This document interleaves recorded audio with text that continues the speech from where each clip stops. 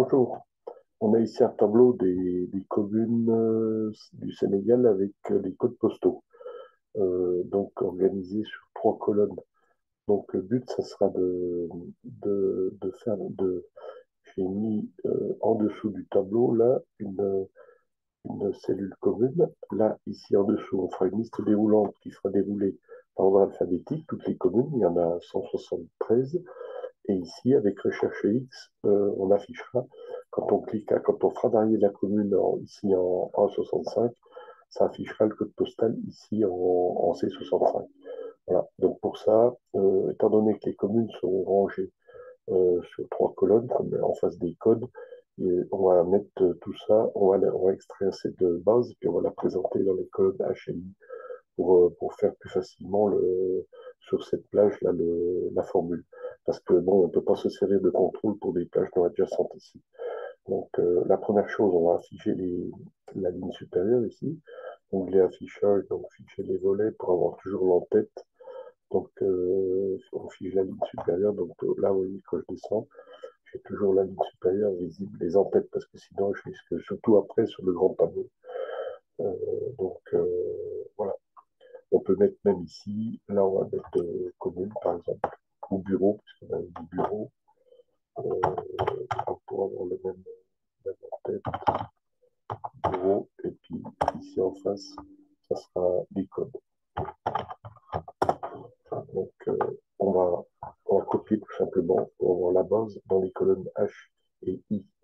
Donc je prends à partir de... Elles sont rangées dans l'ordre alphabétique ici, elles sont triées par l'ordre alphabétique, donc déjà, je n'aurais pas à faire de tri. Donc je copie, je vais ici, clic droit en valeur brute. Voilà, optimiser la largeur colonne. Donc après, je reprends. Alors attention les lignes, oui, parce que là, voilà, déjà là, il faut que là, l'erreur est trop. Alors là, ici, je fais clic droit dans ce cas-là, couper. Là, j'ai pas fait attention à ma ligne, c'est un bon exercice. 1, 2, faut que mes lignes correspondent à faux. Donc, il faut que je colle à partir de la ligne 2, bien sûr. Donc là, je colle un chat, voilà, il faut que je parte d'ici. Donc, je continue maintenant. Ma dernière commune, c'est par Diagonalji. Ça, ici, sur la même ligne. Donc, je remonte et je prends la colonne C. Je continue sur la colonne C. Là, j'ai 1, 2, 3, donc c'est bon. Je pars de l'onglet. Donc, je descends jusqu'en bas, clic droit, copier. Et là, bon, je me mets en dessous de ma dernière est encore visible ici. Donc là, je fais un clic droit, collage, collage en valeur brute. Bon, après, je peux optimiser, même si j'ai un dépense collage à colonne, ça, c'est pas un problème. Donc, échappe maintenant. Voilà, donc là, je peux reprendre toujours pareil, 1, 2, 3, ici, on est ici à gauche. Je prends à partir de bureau, la FP, et je descends, copier-coller ma dernière zone de commune, copier. Donc là, il faut que je descende en dessous de la dernière, bon, ça descend un peu bas. On a 173 pour l'ajout. Voilà, j'optimise. Et ben, maintenant, ben, il faut que je fasse pareil pour les codes postaux. Pour avoir ma base de données en fait sur les colonnes HI. Donc, bon, de la même façon, je prends les codes qui sont rangés. Donc, ça va matcher, puisque effectivement, donc, ils sont sur les mêmes lignes. Copier. Attention d'avoir un 2 aussi au niveau des lignes, c'est partie du collage. Et là, je la brute. Échappe, donc on reprend. On peut vérifier donc elle a dit 135, bon, ça match. Donc on reprend les codes ici. On clic droit, copie. On remonte 1, 2, 3. On regarde toujours, on vérifie ici. Bon, c'est pas, on ne remonte pas jusqu'en haut. Effectivement, il fallait que je m'arrête ici. Voilà, collage spécial. Échappe. Donc je reprends le dernier. Et de toute façon, à la fin, ça va matcher logiquement avec la dernière. C'est la dernière colonne F, de code. Je m'arrête là. Je dois copier. Et je vais coller en valeur brute à partir du, voilà, numéro du ici, image brute. Voilà, donc les marches colonnes, c'est bon. On regarde d'abord le dernier Zimmer du 7000. Si je remonte, donc c'est de la valeur que j'ai ici. Donc voilà. Maintenant, ce qu'il faut qu'on fasse, c'est mettre la liste déroulante ici.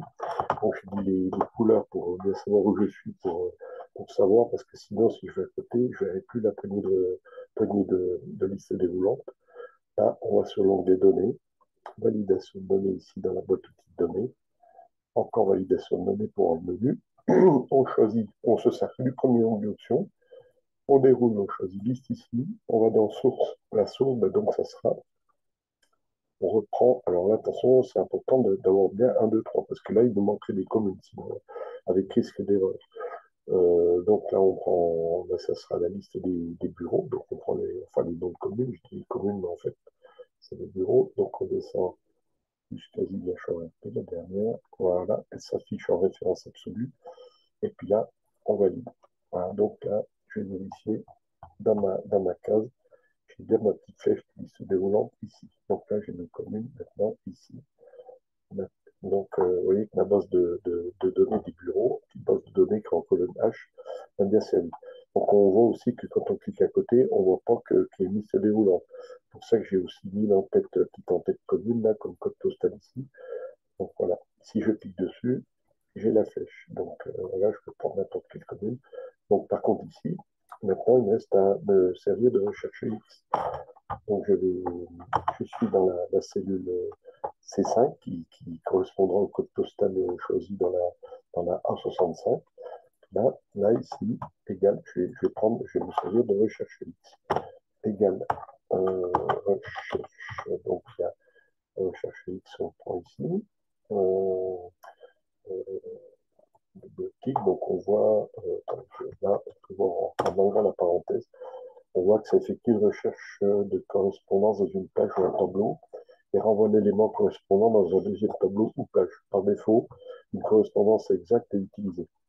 Donc là, je continue, donc j'ouvre la parenthèse.